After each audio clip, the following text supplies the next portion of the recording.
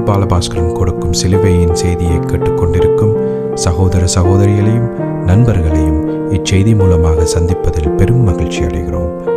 தாம் ஒருவரே ஞானமுள்ளவருமாயிருக்கிற தேவனுக்கு இயேசு கிறிஸ்துவின் மூலமாக என்றென்றைக்கும் மகிமையும் கனமும் உண்டாவதாக. ஆமீன்.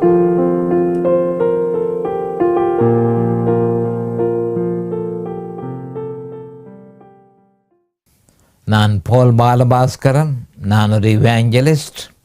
சிலுவையின் செய்தி என்ற இந்த நிகழ்ச்சியில் என் சகோதரர்கள், என் சகோதரிகள், என் நண்பர்கள் எல்லோரையும் சந்திப்பதில் நான் பெரும் மகிழ்ச்சி அடைகிறேன். கர்த்தராகிய இயேசு கிறிஸ்து இந்த அருமையான நேரத்தை எங்களுக்கு ஒதுக்கி தந்திருக்கிறார். அவருடைய வேத வார்த்தைகளை உங்களோடு பகிர்ந்து கொள்வது எனக்கு மிகுந்த சந்தோஷத்தை அளிக்கிறது என்பதை நீங்கள் நிச்சயமாய் அறிய வேண்டும். அதே நேரம் நான் உங்களை கேட்டுக்கொள்கிற ஒரே ஒரு விஷயம் என்னவென்று சொன்னால், நீங்கள் கேட்கிற அதே மாதிரி இந்த செய்தியை நீங்கள் கேட்கிற அதே மாதிரி இன்னும் ஏராளமான கிறிஸ்தவர்கள் இதை கேட்காமல் இருப்பார்கள். அவர்களுக்கு சந்தர்ப்பம் கிடைக்காமல் இருக்கலாம். அவர்களுக்கெல்லாம் இந்த வசதி இருக்குது என்பதை நீங்கள் அவர்களுக்கு சொல்ல வேண்டும். மிகுதியானதை அவர்கள் பார்த்து கொள்வார்கள். அவர்கள் வந்தால் தாராளமாக வரவேற்கப்படுவார்கள். அது அவர்களுடைய விருப்பத்துக்கு நாங்கள் அதை விட்டுடுவோம். ஆனால் சொல்ல வேண்டியது ஒவ்வொரு கிறிஸ்தவனின் கடமை என்பதை நான் உங்களுக்கு அறிவிக்க விரும்புகிறேன். நாங்கள் இப்பொழுது இந்த சிலுவையின் செய்தியில் குறிப்பாக ரோமர் 6ஆம் அதிகாரத்தை பற்றி நாங்கள் 6ஆம் அதிகாரத்துக்குள்ள வரக்கூடிய பாக்கியத்தை கர்த்தராகிய இயேசு கிறிஸ்து எங்களுக்கு தந்திருக்கிறார். எவ்வளவோ ஆவிக்குரிய போராட்டங்களை தாண்டி நாங்கள் இதுக்குள்ளே வந்திருக்கிறோம் என்பதை நீங்கள் அறிவீர்கள். மகா பயங்கரமான போராட்டத்தின் மத்தியில் தான் இந்த வேத வார்த்தை உங்களுக்கு போதிக்கப்படுகிறது என்ற உண்மையை நீங்கள் அறிந்து கொள்ள வேண்டும். ரோமர் 6ஆம் அதிகாரத்தில் குறிப்பாக இப்பொழுது 1வது வசனத்தில் நாங்கள் காலடி எடுத்து வைத்திருக்கிறோம். இந்த 1வது வசனம் மிக முக்கியமான ஒரு வசனம். மனுஷன் ரட்சிக்கப்பட்ட பிறகு நீங்கள் ஒவ்வொரு கிறிஸ்தவனும் அறிய வேண்டியது, ரட்சிக்கப்பட்ட பிறகு பரிசுத்தமான வாழ்க்கையை தேவனுக்கு முன்பாக எப்படி நடத்துவது. இதற்கு 3 வெளிப்பாடு மனுஷனுக்கு கொடுக்கப்பட வேண்டும். முதலாவதாக அந்த பாவம் என்றால் என்ன என்பதன் வெளிப்பாடு மனுஷனுக்கு தெரிய வேண்டும், கிறிஸ்தவர்களுக்கு தெரிய வேண்டும். அந்த பாவம் என்றால் என்ன என்பதன் பொருள் ஒரு கிறிஸ்தவனுக்கு தெரிந்தால்தான் அவன் பரிசுத்தமாக தேவனுக்கு முன்பாக வாழ முடியும். அடுத்ததாக சிலுவையை பற்றிய வெளிப்பாடு அவனுக்கு கொடுக்கப்பட வேண்டும். அடுத்ததாக பரிசுத்த ஆவியை பற்றிய வெளிப்பாடு அவனுக்கு கொடுக்கப்பட வேண்டும். இந்த 3 வெளிப்பாடும் தான் கிறிஸ்தவனுக்கு மிக முக்கியமான வெளிப்பாடு. ரோமர் 6:1 ரோமர் 6:2 மற்றும் ரோமர் 6ஆம் அதிகாரம் முழுக்க அந்த பாவம் என்று சொல்லி அந்த பாவத்தினுடைய முக்கியத்துவத்தையும் அதன் தாற்பயத்தையும் இங்கு கொடுக்கப்பட்டிருக்கிறது. ஆனபடியால் முதலாவதாக மனுஷன் அந்த பாவத்தின் முக்கியத்துவத்தை அறிய வேணும். அதை நாங்கள் பார்ப்போம். ரோமர் 6ஆம் அதிகாரம் 1ஆம் வசனத்திற்கு போவோம். ஆகையால் என்ன சொல்லுவோம்? கிருபை பெருகும்படிக்கு பாவத்திலே நிலைநிற்கலாம் என்று சொல்லுவோமா? கூடாதே. திருப்பி மறுபடியும் கிரேக்க மொழியில் இருக்கிறது போல இந்த வேத வாக்கியத்தை நான் வாசிக்கிறேன், கவனமாக கேட்டுக்கொள்ளுங்கள். ஆகையால் என்ன சொல்லுவோம்? அந்த கிருபை பெருகும்படிக்கு அந்த பாவத்திலே நிலைநிற்கலாம் என்று சொல்லுவோமா? கூடாது. அப்போ அந்த கிருபை என்று இங்கு சொல்லப்பட்டிருக்கிறது, அந்த பாவம் என்று சொல்லப்பட்டிருக்கிறது. அந்த என்று சொல்லும் பொழுது ஒரு குறிப்பிட்ட பாவத்தை சொல்லப்படுகிறது, ஒரு குறிப்பிட்ட கிருபையை சொல்லப்படுகிறது என்பதை கிறிஸ்தவர்கள் அறிந்திருக்க வேண்டும். நாம் இப்பொழுது ஜெபத்துக்கு செல்வோம். அரிமானங்கள் பிதாவே உமக்கு சோஸ்திரம், பரலோகத்தின் தேவனே உமக்கு சோஸ்திரம். பாவிகளாக பிறந்த எங்கள் மீது தேவரீர் இரக்கம் கொண்டு உம்முடைய குமாரன் என்றும் பாராமல் அவரை எங்களுக்காக இந்த பூ உலகத்திற்கு அனுப்பி அவரை பலியாக சிலுவையில் ஒப்பு கொடுத்து அவருடைய விலையேறப்பெற்ற இரத்தத்தினாலே எங்களுடைய பாவங்கள் எல்லாவற்றையும் கழுவி பாவத்தின் கடன்களை கொடுத்து தீர்த்து பாவத்தின் பிடியிலிருந்து எங்களை விலக்கி தேவாதி தேவனோட எங்களை ஒப்புரவாக்கினது மட்டுமல்ல, குற்ற உணர்ச்சியை முழுதுமாக கிறிஸ்தவர்களாகிய நம்மிடத்திலிருந்து அகற்றினதற்காகவும் உமக்கு இன்றைக்கும் சோஸ்திரம். கிறிஸ்து சிலுவையில் செய்து முடித்த நீதியை எங்கள் மீது சுமத்தினதற்காக உமக்கு இன்றைக்கும் சோஸ்திரம். அந்த நீதியோடு அருமையான பிதாவே உமக்கு முன்பாக வாழ தேவரீர் செய்த அந்த மீட்பின் திட்டத்திற்காக இன்றைக்கும் சோஸ்திரம் பிதாவே. அருமையான பிதாவே, இந்த நேரத்தில் இதனை கேட்டுக்கொண்டிருக்கும் என் சகோதர சகோதரிகள் நண்பர்கள் எல்லோரையும் தேவரீர் ஆசீர்வதித்து அபிஷேகித்து பிரகாசமான மனக்கண்களை அவர்களுக்கு கொடுத்து உம்முடைய வேத வார்த்தைகளை அறிந்து கொள்ளக்கூடிய பாக்கியத்தையும் அவர்களுக்கு கொடுத்தருள வேணும் என்றும், அதே நேரம் அடியேனையும் அபிஷேகித்து உம்முடைய பரிசுத்த ஆவியானவர் தாமே போதனையை செய்ய வேணும் என்றும், அவரே ஆசிரியரும் அவரே போதகருமாக இருக்கிறபடியினால் அவரே போதகத்தை செய்ய வேண்டும் என்று என் கர்த்தராகிய இயேசு கிறிஸ்துவின் நாமத்தினால் கேட்டுக்கொள்கிறேன் பிதாவே. ஆமேன் and amen and amen. Hallelujah, hallelujah, hallelujah. Thank you, Jesus. Thank you, Jesus. Hallelujah, hallelujah. Praise the Lord, praise the Lord. அப்போ நாங்கள் கடந்த செய்தியில் கடைசி செய்தியில் நாங்கள் குறிப்பாக ஒரு முக்கியமான விஷயத்தை பார்த்தோம். ஏனென்று சொன்னால், அந்த பாவத்தினுடைய தாற்பயத்தை மனுஷன் அறியாது இருக்கிறபடியினால் அந்த பாவத்தை மேற்கொள்வதற்கு தேவனால் ஏற்படுத்தப்பட்ட வழியையும் மனுஷன் அறியாமல் இருக்கிறான் என்று கடைசி செய்தியில் உங்களுக்கு சொல்லியிருந்தேன். அப்போ அந்த செய்தியை, அந்த பாவத்தினுடைய முக்கியத்துவத்தை அறியாதபடியினால் அந்த பாவத்துக்கு தேவனால் ஏற்படுத்தப்பட்டிருக்கிற வழியையும் மனுஷன் அறியாமல் இருக்கிறான்.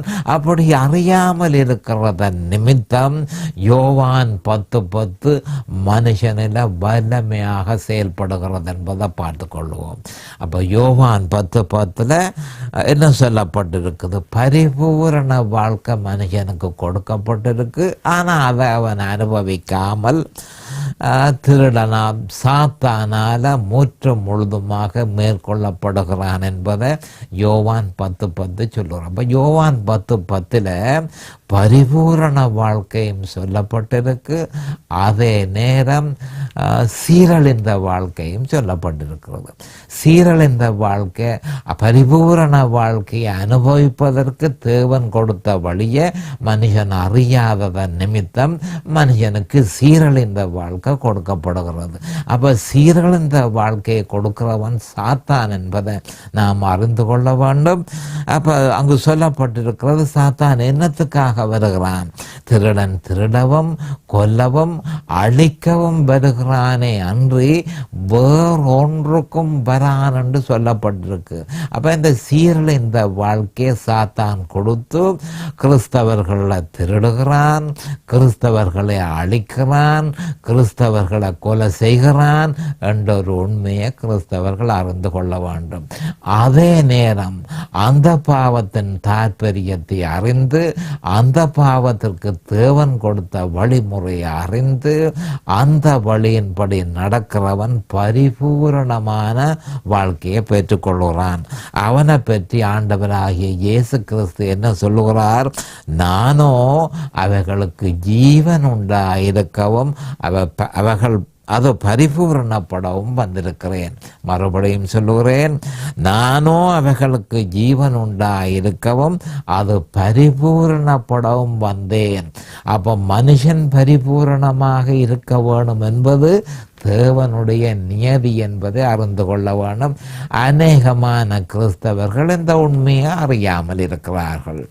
கிறிஸ்தவர்கள் பரிபூரணமான வாழ்க்கை, சகல விதமான வசதிகளையும் பெற்று தேவாதி தேவனுடைய பிள்ளைகளாக அவர்கள் இருக்கிறபடியினால் சகல வசதியையும் பெற்று அவர்கள் வாழ வேண்டும் என்பது தேவனுடைய எதிர்பார்ப்பு. அப்ப இந்த எதிர்பார்ப்பைத்தான் 3 யோவான் 2 சொல்லப்பட்டிருக்கிறது. பிரியமானவனே, உன் ஆத்துமா வாழ்வது போல நீ எல்லாவற்றிலும் வாழ்ந்து சுகமாயிருக்கும்படி வேண்டுகிறேன். அப்ப உனக்கு ஆவிக்குரிய ஐஸ்வர்யம் கிடைக்க வேண்டும். மற்றது பணம் சம்பந்தப்பட்ட ஐஸ்வர்யம் உனக்கு கிடைக்க வேணும். தேக சௌக்கியத்தை தேகம் அந்த தேக சௌக்கியம் பூரணமான ஐஸ்வர்யத்தை பெறணும். அதாவது நோய் நொடி இல்லாத ஒரு வாழ்க்கையை நீ அனுபவிக்க வேணும் என்பதைத்தான் பரிசுத்த ஆவியானவர் 3 யோவான் 2 யோவான் அப்போஸ்தலர் மூலமாக இந்த உண்மை அறிந்திருக்கிறார். ஆனால் கிறிஸ்தவர்கள், அநேகமான கிறிஸ்தவர்கள் சீரழிந்த வாழ்க்கையை வாழ்ந்து கொண்டிருக்கிறபடியினால், ஏன் சீரழிந்த வாழ்க்கையை வாழ்ந்து கொண்டிருக்கிறபடியினால் தேவனால பரிபூரணமான வாழ்க்கை வாழ்வதற்கு நியமிக்கப்பட்ட வழியை அவர்கள் அறியாததனால், அப்ப சீரழிந்த வாழ்க்கை அவர் வாழ்ந்து கொண்டிருப்பதனால் அவர்கள் யோசிக்கிறார்கள், இப்படியான வாழ்க்கை தான் கிறிஸ்தவ வாழ்க்கை, இப்படியாத்தான் இருக்க வேணும் என்று சொல்லி கஷ்டப்பட்டு வேதனை நிறைஞ்ச வாழ்க்கையை நாம் அனுபவித்து பரலோகத்துக்கு போய் நாம் சந்தோஷமாக இருக்கலாம் என்று சொல்லி சாத்தான் அவர்களோட கதைத்ததன் நிமித்தம் இந்த பூலோகத்திலேயே பரிபூரணமான வாழ்க்கையை அவர்கள் அனுபவிக்காமல் இருக்கிறார்கள். அப்ப யோவான் 10:10 தெளிவாக சொல்லுகிறது. அந்த ஒரு வேத வாக்கியத்துல, மனுஷா, உனக்கு சீரழிந்த வாழ்க்கை வேண்டுமா அல்லது உனக்கு பரிபூரண வாழ்க்கை வேண்டுமா? சீரழிந்த வாழ்க்கை வேண்டுமா இருந்தால் தேவனால நியமிக்கப்பட்ட வழியை நீ அறிஞ்சு கொள்ள வேணும். தேவனால நியமிக்கப்பட்ட வழி என்ன என்று சொல்லி நீ அறிஞ்சு அந்த சீரழிந்த வாழ்க்கையை நீ தவிர்க்க வேணும். அதுதான் முக்கியமான விஷயம். அப்ப மறுபடியும் இதனை சொல்லுகிறேன், ஒரு குழப்பம் இல்லாதபடிக்கு யோவான் 10:10 2 விதமான வாழ்க்கை கொடுக்கப்பட்டிருக்கிறது. ஒன்று வந்து சீரழிந்த வாழ்க்கை, ஒன்று வந்து பரிபூரண வாழ்க்கை. அப்ப சீரழிந்த வாழ்க்கையா இருந்தால் சாத்தானுக்கு இடம் கொடுத்து சாத்தானுடைய வழிகளை பின்பற்றுகிறத நிமித்தம் சீரழிந்த வாழ்க்கை நிச்சயமாய் அநேகமான கிறிஸ்தவர்கள் அதனை தற்பொழுது அனுபவித்துக் கொண்டிருக்கிறார்கள் என்று நான் சொல்லுவது எனக்கு பொருத்தமாக காண்கிறது. அதே நேரம் பரிபூரண வாழ்க்கை இயேசு கிறிஸ்துவை ஏற்றுக்கொண்டு, சிலுவையில் அறையப்பட்ட இயேசு கிறிஸ்துவை ஏற்றுக்கொண்டு, அடிக்கப்பட்ட ஆட்டுக்குட்டியை ஏற்றுக்கொண்டு, அவர் நியமித்த வழியை பின்பற்றி அந்த வழியின்படி போகும் பொழுது பரிபூரணமான வாழ்க்கை நமக்கு தரப்படுகிறது. அதற்காகவே நான் வந்தேன் என்று சொல்லி நம்முடைய ஆண்டவராகிய இயேசு கிறிஸ்து தெளிவாக சொல்லியிருக்கிறார். ஆனபடியால் மனுஷனுக்கு தெரிவு நிச்சயமாக உண்டு. தான் எந்த வாழ்க்கை அனுபவிக்க போறதை அவனே தீர்மானித்து கொள்ள வேண்டும். அப்ப இது வேதனைக்குரிய ஒரு நிலைமை என்பதை நாம் அறிந்து கொள்ள வேண்டும். அப்ப கிறிஸ்தவர்களுக்கு தேவனால நியமிக்க கிறிஸ்தவ வாழ்க்கையை நடத்துவதற்கு ரட்சிக்கப்பட்டு தேவனுக்கு முன்பாக கிறிஸ்தவ வாழ்க்கையை, பரிசுத்தமான வாழ்க்கையை, நீதியான வாழ்க்கையை நடத்துவதற்கு தேவனால நியமிக்கப்பட்ட வழியை மனுஷன் அறியாதிருந்தான். ஆனால் சாத்தான் அந்த சந்தர்ப்பத்தை தாராளமாக பயன்படுத்தி ஏராளமான கிறிஸ்தவர்களை நிர்மூலமாக்குகிறான் என்ற உண்மையை கிறிஸ்தவர்கள் அறியவே வேண்டும். அப்ப அந்த பாவம் வந்து மனுஷ குலத்தை பலவீனப்படுத்துகிறது. பலவீனப்படுத்தும் ஒரு வல்லமை என்பதை நாம் அறிந்து கொள்ள வேண்டும். மனித சமுதாயத்தை சீர்கெடுக்கும் நடவடிக்கையில் அந்த பாவம் ஈடுபட்டிருக்கிறது என்ற உண்மையை நாம் அறிந்திருக்க வேண்டும். கர்த்தராகிய இயேசு கிறிஸ்துவையும் அவர் சிலுவையில் செய்து முடித்ததையும் தவிர வேறு எந்த வழியினாலும் அதற்கு தீர்வு காண முடியாது என்பதை கிறிஸ்தவர்கள் அறிந்து கொள்ள வேண்டும். ஒரு வழியோ வேறு வழியோ இன்னும் பல வழிகள் இருக்கென்று சொல்லி அநேகமான போதகர்கள் பற்பல வழிகளை மனுஷர்களுக்கு பிரகடனப்படுத்தி கிறிஸ்தவர்களை அந்த வழிகளுக்கு கொண்டு போவதன் மூலம் அவர்கள் விசுவாசத்தை விட்டு விலகி பாவ சுபாவம் அவர்களுக்குள்ள வல்லமையாக வேலை செய்து மறுபடியும் பாவத்தினால் ஆளப்படுகிறத அவர்கள் உணர்வார்கள். ஒரே ஒரு வழிதான் தேவனால் கொடுக்கப்பட்டிருக்கிறது.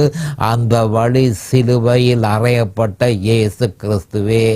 இதனைத்தான் 1 கொரிந்தியர் 1:23 நாங்களோ சிலுவையில் அறையப்பட்ட கிறிஸ்துவை பிரசங்கிக்கிறோம் என பவுல் அப்போஸ்தலர் சொல்லியிருந்தார். அப்போ துரதிர்ஷ்டவசமாக அந்த பாவத்தினுடைய நாசகார வல்லமையை கிறிஸ்தவர்கள் அறியாதிருக்கிறார்கள். அந்த நாசகார வல்லமை எப்படியானதென்ற உண்மையை அவர்கள் அறியாதிருக்கிறார்கள். அப்போ உண்மையில் தற்பொழுது இப்போ அநேகமான கிறிஸ்தவ சபைகளில் சபை வளர்ச்சி ஒரு மிக முக்கியமான இடத்தை பிடிக்கிறது. சபை வளர வேணும். நம்பர்ஸ், ஏராளமான கிறிஸ்தவர்கள், ஏராளமான ஆத்மாக்கள் என்னுடைய சபையில் இருக்கிறது என்று சொல்லுவதில் போதகர்கள் மிகவும் பெருமை அடைகிறார்கள். சபை வளர்ச்சி. அப்ப இந்த சபை வளர்ச்சி என்ற சபை வளர்ச்சியில போதகர்கள் ஈடுபடும் பொழுது கவனமாக கேட்டுக்கொள்ளுங்கள். அவர்கள் பாவம் என்ற சொல்ல அவர்கள் தவிர்க்கிறார்கள். இரத்தம் என்ற சொல்ல அவர்கள் தவிர்க்கிறார்கள். நரகம் என்ற சொல்ல அவர்கள் தவிர்க்கிறார்கள். பாவிகள் என்ற சொல்ல அவர்கள் தவிர்க்கிறார்கள். அந்த பாவம் என்ற சொல்ல அவர்கள் தவிர்க்கிறார்கள். ஏனென்றால் இவைகளை சொல்ல போனால் அது அவர்களுக்கு இடரலை ஏற்படுத்துகிறது. அவர்களுக்கு இடரலை ஏற்படுத்தி அவர்கள் சபைக்கு வராமல் தடை செய்கிறபடியினால் நாங்கள் அதனை சொல்வதில்லை என்று சொல்லி அநேகமான போதகர்கள் அந்த டெக்னிக்கை அப்ளை பண்ணுகிறார்கள். அப்போ அந்த டெக்னிக் மூலம் என்ன மாதிரி என்று சொன்னால் அநேகமான கிறிஸ்தவர்களை பாதாளத்துக்குள்ள தள்ளுகிறார்கள் என்பதை அவர்கள் அறியாதிருக்கிறார்கள். ஆனபடியால் கிறிஸ்தவ உலகம் சீரழிந்து போயிருக்கிறது என்பதை நாம் அறிய வேண்டும். மனுஷன் பிறக்கும் பொழுதே பாவியாயிருக்கிறான். அவன் இந்த பூலோகத்துக்கு வரும் பொழுதே அவன் பாவியாயிருக்கிறான். பாவியான மனுஷனிடத்தில் இருந்து அவன் வந்தபடியினால் பிறக்கும் போதே அவன் பாவியாக இருக்கிறான். அது மட்டுமல்ல, நாம் அறிய வேண்டியது என்னென்று சொன்னால் அவனுக்குள்ளே அந்த பாவம் இருக்கிறது. அவன் மரித்து போய் பிறந்திருக்கிறான். தேவாதி தேவன் அவனை விட்டு பிரிந்து இருக்கிறபடியினால அவனுக்குள்ள தேவன் இல்லை. அவன் மரித்து பிறந்திருக்கிறான் என்ற உண்மையை நாம் அறிந்து கொள்ள வேண்டும். அப்ப மரித்து பிறந்திருக்கிறபடியினால் கடவுளை பற்றி தேவனை பற்றி எந்த விதமான அறிவும் அவனுக்குள்ளே இல்லை என்பதை நாம் அறிந்து கொள்ள வேண்டும். அப்ப தன்னுடைய சொந்த முயற்சியினாலே அவன் ஒரு காலமும் தேவனை தேடப் போகிறதில்லை என்ற ஒரு உண்மையையும் நாம் அறிந்து கொள்ள வேண்டும். தன்னுடைய சொந்த முயற்சியினால தேவனை தேடுவான் என்ற பேச்சுக்கே இடமில்லை என்பதை நாம் தெளிவாக அறிந்திருக்க வேண்டும். ஏனென்றால் இது பற்றி தெளிவாக சொல்லப்பட்டிருக்கிறது. ரோமர் 3 அதிகாரம் 10 வசனத்திலிருந்து 18 வசனம் வரையும் ஒரு கிறிஸ்தவன் வாசிப்பானாயிருந்தால் மனுஷனுடைய நிலைமை எவ்வளவு மோசமான நிலைமை என்றும் தேவன் என்ன மாதிரி மனுஷனை பார்க்கிறார் என்பதும் தெளிவாக சொல்லப்பட்டிருக்கிறது. மனுஷன் தன்னுடைய சொந்த முயற்சியினாலே ஒரு காலமும் தேவனை அவன் தேடப் போகிறதில்லை, ஒரு காலமும் அவன் தேடப் போகிறதில்லை. அப்படி தேடப் போகிறதற்கு அவனுக்குள் இருக்கிற பாவம் அவனை ஒரு பொழுதும் அனுமதிக்க மாட்டாது என்பதை நாம் அறிந்து கொள்ள வேண்டும். அப்ப உலகம் என்ன செய்து, தேவனை அறியாத இந்த உலகம் இந்த இக்கட்டான நிலைமைக்கு அவர்கள் மனோ தத்துவத்தை, சைக்காலஜியை அவர்கள் நாடுகிறார்கள். ஆனால் துரதிர்ஷ்டவசமாக கிறிஸ்தவர்களும் அந்த மனோ தத்துவத்தை நாடுகிறார்கள் என்பதை நாம் அறிந்திருக்க வேண்டும். மனோதத்துவம் ஒரு மோசமான முறை. அது மனுஷனுடைய இருதயத்திலிருந்து புறப்பட்ட மனுஷனுடைய இருதயத்தில் ஒரு பொழுதும் நல்லது பிறக்க போறதில்லை. அப்போ மனுஷனிலே இருந்து புறப்பட்ட அந்த சிந்தனை தான் மனோதத்துவம் என்பதை நாம் அறிய வேணும். அது ஒரு மோசமான முறை என்பதையும் நாம் அறிந்து கொள்ள வேணும். அப்போ அதில் எந்த விதமான நம்பிக்கையும் இல்லை என்றதை நாம் அறிந்து கொள்ள வேண்டும். ஆனபடியால் அந்த பாவத்துக்கு ஒரே ஒரு பதில் தான் இருக்கிறது. அந்த பதில் சிலுவையில் அறையப்பட்ட இயேசு கிறிஸ்து. சிலுவையில் அறையப்பட்ட இயேசு கிறிஸ்து என்பதை கிறிஸ்தவர்கள் அறிந்து கொள்ள வேண்டும் என்பது மிக முக்கியமான விஷயம். இது பற்றி பவுல் அப்போஸ்தலர் 1 கொரிந்தியர் 2:23 நாங்களோ சிலுவையில் அறையப்பட்ட கிறிஸ்துவை பிரசங்கிக்கிறோம். அவர் யூதருக்கு இடரலாயும் கிரேக்கருக்கு பைத்தியமாயும் இருக்கிறார். கிரேக்கர் உலகத்துக்கு பைத்தியமாக இருக்கிறது, யூதருக்கு இடரலாக இருக்கிறது. அப்ப இந்த வேத வார்த்தையினுடைய ஆவிக்குரிய பொருள் ஏனென்று சொன்னால், பவுல் அப்போஸ்தலர் நாங்களோ சிலுவையில் அறையப்பட்ட கிறிஸ்துவை பிரசங்கிக்கிறோம் என்று சொல்லி இருக்கிறதன் மூலம் அவர் என்ன சொல்கிறார் என்று சொன்னால், மனுஷகுலத்தினுடைய பிரச்சனைக்கு தீர்வு சிலுவையில் அறையப்பட்ட இயேசு கிறிஸ்து. ஆனபடியால் மனுஷனுடைய ரட்சிப்புக்கு நாங்கள் அதை பிரசங்கிக்கிறோம், மனுஷனுடைய பரிசுத்தத்துக்கு நாங்கள் அதை பிரசங்கிக்கிறோம், மனுஷனுடைய நாளாந்த வாழ்க்கைக்கு நாங்கள் அதை பிரசங்கிக்கிறோம். அந்த ஒரே ஒரு வழியினால்தான் மனுஷன் ரட்சிப்பை பெற முடியும், மனுஷன் பரிசுத்தத்தை பெற முடியும், மனுஷன் தேவனோடு உறவை மேற்கொள்ள முடியும். அந்த ஒரு வழியினால்தான் மனுஷனுக்கு பூரண விடுதலை உண்டு என்பதை இந்த வசனத்தின் மூலம் அவர் தெளிவுபடுத்தி இருக்கிறார். அப்ப அதே நேரம் வேறு எதையும் நாடக்கூடாது. நாங்களோ மற்றவர்கள் மாதிரி நாங்கள் பிரசங்கிக்கிறதில்லை, மற்றவர்கள் மனோ தத்துவத்தை பிரசங்கிக்கிறார்கள். அதனால் ஒரு பிரயோசனம் மனுஷனுக்கு ஏற்படாது. இன்னும் நிலைமை மோசமாகிறத தவிர எந்த விதமான தீர்வும் அவனுக்கு கிடைக்கப் போகிறதில்லை. ஆனபடியால் நாங்களோ சிலுவையில் அறையப்பட்ட கிறிஸ்துவை பிரசங்கிக்கிறோம். இதுதான் வேத வார்த்தையின் அஸ்திவாரம். அதன் மூலமே ரட்சிப்பை பெற முடியும் என்பதை நாம் அறிந்து கொள்ள வேணும். அவர் யூதருக்கு இடரலாயும், சிலுவை யூதர்களுக்கு இடரலாக இருக்கிறது. ஏன்? அவர்களுடைய எதிர்பார்ப்பு வித்தியாசமாக இருக்கிறபடியினால், இயேசு கிறிஸ்து வந்ததனுடைய நோக்கத்தை அவர்கள் அறியாமல் இருக்கிறபடியினால் அது அவர்களுக்கு இடரலை ஏற்படுத்துகிறது என்ற உண்மையை நாம் அறிந்து கொள்ள வேணும். அடுத்தது கிரேக்கருக்கு பைத்தியமாயும் இருக்கிறார் என்று சொல்லப்பட்டிருக்கு. என்றால் கிரேக்கரும் யூதரும் இயேசு கிறிஸ்து தேவாதி தேவன் சிலுவையில் தொங்குவதை ஏற்றுக்கொள்வது அவர்களுக்கு கஷ்டமாக இருக்கிறதா என்றால் அவர்கள் அப்படித்தான் கிறிஸ்துவை பார்க்கிறார்கள். ஆனால் பவுல் அப்போஸ்தலர் இன்னும் ஒரு இடத்திலே எபிரேயர் 10:12 சொல்லப்பட்டிருக்கிறதை நாம் கவனத்துக்கு எடுத்துக்கொள்ள வேண்டும். இவரோ பாவங்களுக்காக ஒரே பலியை செலுத்தி என்றைக்கும் தேவனுடைய வலது பாரசத்தில் உட்கார்ந்து, கவனமாக கேட்டுக்கொள்ளுங்கள், எபிரேயர் 10:12 இவரோ பாவங்களுக்காக ஒரே பலியை செலுத்தி என்றைக்கும் தேவனுடைய வலது பாரசத்தில் உட்கார்ந்திருக்கிறார். அப்ப இவரோ ஒன்று சொல்லப்படுக யாரை பற்றி சொல்லப்படுகிறது? இயேசு கிறிஸ்துவை பற்றியே சொல்லப்படுகிறது. அவர் ஆசாரியராக இருக்கிறார். அவர் ஆசாரியராகவும் இருக்கிறார் என்பதை கிறிஸ்து ஆசாரியராக இருக்கிறார். பாவங்களுக்காக ஒரே பலியை செலுத்தி என்றைக்கும். அப்போ இது சிலுவையை பற்றி சொல்லப்படுகிறது. தேவனுடைய வலது பாரசத்தில் உட்கார்ந்து என சொல்லப்படும் பொழுது கவனமாக கேட்டுக்கொள்ளுங்கள். லேவியராகமத்தில் பழைய ஏற்பாட்டில் லேவியர் ஆகமத்தில் வாசஸ்தலத்தில் நிற்கிற ஆசாரியர்கள். அப்போ இந்த ஆசாரியர்கள் ஒரு பொழுதும் வாசஸ்தலத்தில் உட்கார்ந்து இருப்பதில்லை. ஏனென்றால் அவர்களுடைய வேலை முடிவடையவில்லை. ஏன் முடிவடையவில்லை? இயேசு கிறிஸ்து வந்து தன்னுடைய இரத்தத்தை சிந்தும் தனையும் மனுஷன் அவர்களுடைய வேலை முடியவில்லை. அவர்களுடைய வேலை தொடர்ச்சியாக நடைபெற்று கொண்டிருக்கிறது. மற்றது கிறிஸ்துவின் வேலையோ முடிந்த வேலை.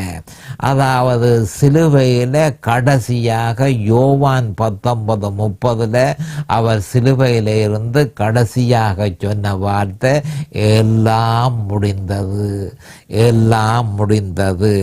ஆனபடியால் மனுஷனுக்கு செய்ய வேண்டிய மீட்பின் வேலை, மனுஷனை பாவத்திலிருந்து விடுதலை கொடுத்து அவனை மீட்டு கொள்ள செய்ய வேண்டிய வேலை எல்லாம் முடிந்தது என்று சொல்லி யோவான் 19:30 நம்முடைய ஆண்டவராகிய இயேசு கிறிஸ்து சிலுவையில் இந்த மிக முக்கியமான வார்த்தையை பிரகடனப்படுத்தி இருக்கிறார். ஆனபடியால் இனிமேல் ஒன்றும் செய்ய வேண்டியதில்லை. இதன் நிமித்தம் அவர் தேவனுடைய வலது பாரசத்தில் உட்கார்ந்திருக்கிறார். அவர் ஆசாரியராக இருந்தும் அவர் உட்கார்ந்திருக்கிறார். ஆனால் அந்த பூமியில லேவியர் ஆகமத்தில் சொல்லப்பட்ட ஆசாரியர்கள் அவர்கள் உட்காரவில்லை. காரணம் அலுவல் முடியவில்லை. இயேசு கிறிஸ்து அலுவலம் முடித்திருக்கிறார். ஆனபடியால் அவர் பிதாவினுடைய வலது பாரசத்தில் உட்கார்ந்திருக்கிறார் என்றதை நாம் அறிந்து கொள்ள வேணும். ஆனபடியினால ஆவாமன் குமாரர்களுக்கும் ஆவாமன் குமாரத்திகளுக்கும் ஒரே ஒரு தீர்வம் மட்டும்தான் போதகர்கள் கொடுக்க வேண்டும். அப்ப அந்த இயேசு கிறிஸ்து சிலுவையில் அறையப்பட்ட இயேசு கிறிஸ்துவை தவிர போதகர்கள் வேறு எந்த விதமான நிவாரணையையும் ஆதாமின் புத்திரர்களுக்கு கொடுக்கக்கூடாது. அப்படி கொடுப்பார்களா இருந்தால், அதாவது இந்த பரிதாபகரமான ஜனங்களுக்கு போதகர்கள் பொய்யையே ஊட்டி விடுகிறார்கள் என்ற ஒரு உண்மையை நாம் அறிந்து கொள்ள வேணும். பரிதாபகரமான நிலைமையிலே ஆதாமின் புத்திரர்கள் இருக்கிறார்கள். ஆதாமின் புத்திரர்களுக்கு சிலுவையில் அறையப்பட்ட இயேசு கிறிஸ்துவை தவிர வேறு எந்த நிவாரணத்தையும் ஒரு போதகன் கொடுப்பானா இருந்தால் பரிதாபகரமான இந்த மனுஷர்களுக்கு வேதனையை கொடுக்கிறானே தவிர நிவாரணத்தை அந்த போதகன் கொடுக்கவில்லை என்பதை நான் உறுதியாக தெரிவிக்க விரும்புகிறேன். அப்போ இதை நாங்கள் கவனமாக பார்த்து கொள்ள வேண்டும். மிகுந்த முக்கியமான விஷயம். மனுஷனோ நாளாந்தம் மரித்து மரித்து மரித்து பாதாளத்துக்குள்ள போய்கொண்டு இருக்கும் பொழுது அவனுக்கு வேறு வழி அவனுக்கு இல்லை. கர்த்தராகிய ஆண்டவர் இந்த பூலோகத்துக்கு வந்து மனுஷனுடைய மீட்புக்கு செய்து முடித்த அந்த வேலையைத்தான் மனுஷனுக்கு கொடுக்க வேணுமே தவிர வேறு ஒன்றையும் கொடுக்கக்கூடாது. நேரம் சமீபமாகிவிட்டது. அடுத்த செய்தியில் நாங்கள் இன்னும் விவரமாக பார்ப்போம். அது வரைக்கும் கர்த்தராகிய இயேசு கிறிஸ்துவின் நாமத்தினால் நான் உங்களை ஆசீர்வதிக்கிறேன். கர்த்தருடைய கிருபையும் இரக்கமும் உங்களுக்கு தாராளமாக கிடைப்பதாக. இயேசுவின் நாமத்தில் பரிசுத்த பிதாவே, ஆமேன் அண்ட் ஆமேன். இந்த சிலுவையின் செய்தியை கேட்பவர்கள் அதன் ஆவிக்குரிய பலனை பூரணமாக அடைய வேண்டும் என்பதே நம்முடைய பிரார்த்தனையாகும்.